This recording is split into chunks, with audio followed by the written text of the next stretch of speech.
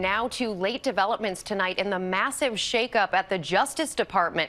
One of America's top federal prosecutors defiantly refusing the Attorney General's request to resign, now saying he's been fired. One of dozens of prosecutors caught in the purge of President Obama's appointees. This as President Trump tries to focus his energy on the Republican health care bill. Here's ABC's David Wright.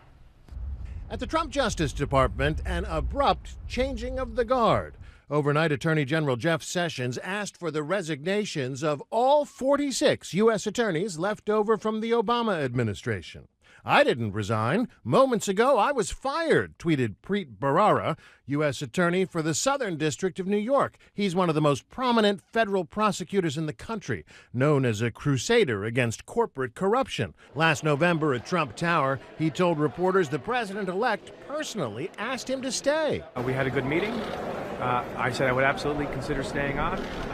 I agreed to stay on. Not anymore. Today, the Attorney General spared only two of the Obama-era prosecutors in Virginia and Maryland. On Thursday, Trump loyalist Sean Hannity called for a purge. For weeks, we've been warning you about the deep state Obama holdover government bureaucrats who are hell-bent on destroying this president, President Trump.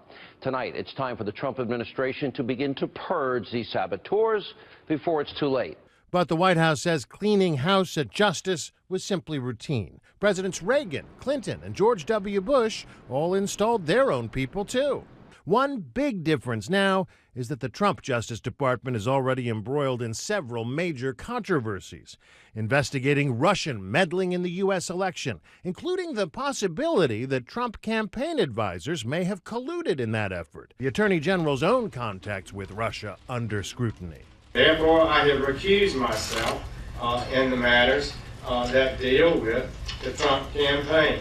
All of this poses a major distraction as the president tries to manage his first big piece of legislation, the effort to repeal and replace Obamacare. Today, the vice president went to Kentucky to sell the plan, giving a frank assessment of its challenges. Folks, let me be clear. This is going to be a battle in Washington, D.C. Sure enough, today in California, Republican Congressman Darrell Iss's constituents sounded off at a town hall meeting. I want to hear what you're going to do about the plan that's being proposed by Ryan. Today, the president headed to a Trump National Golf Club outside D.C., not to play, but to meet with some of his top advisors. So we're having a part of a cabinet meeting, and we're just doing it here, a whole group of people, and we're having some great discussions.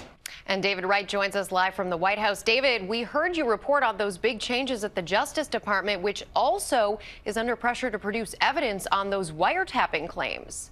That's right. It was a week ago today that President Trump tweeted out a bombshell accusing President Obama of bugging the phones at Trump Tower. Not a shred of evidence produced yet. Well, the House Intelligence Committee has now told the Justice Department it has until Monday to produce the evidence it has, if it exists. David, Rebecca? Thank you. And of course, George Stephanopoulos goes one-on-one with the White House point man on health care tomorrow on ABC's This Week.